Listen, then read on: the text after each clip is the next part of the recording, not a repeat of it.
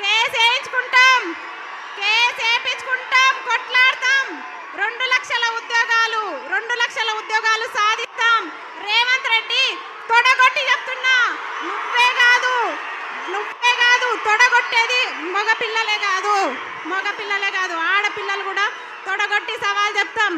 రేవంత్ రెడ్డి గారు, మిమ్మల్ని ఇడిచిపెట్టే ప్రసక్తి లేదు. పాలమూరు బిడ్డ అన్నావు కదా, నీ విద్యాశాఖ మంత్రి నువ్వు పెట్టుకున్నావు కాబట్టి నేను ఇట్లా అడుగుతున్నాం. వేరేదైతే నేను అడగకపోదు.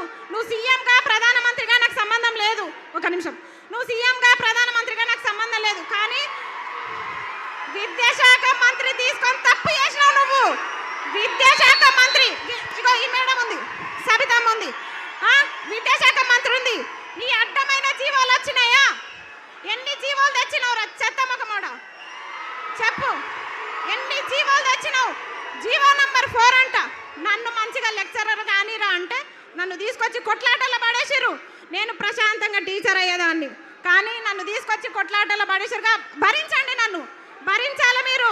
ఎందుకంటే నేను చెప్తున్నా కదా, మీరు కూడా విద్యాశాఖ మంత్రి కదా, అప్పుడు మేడం ఉన్నప్పుడు కొత్త జీవాలు పుట్టుకొచ్చినాయా అనుకుందాం. నువ్వేం చేస్తున్నావు? జీవాలు తేవడంలో పోటీ పడుతున్నావా? ఆగండి ఒక నిమిషం. పోటీ పడుతున్నావా?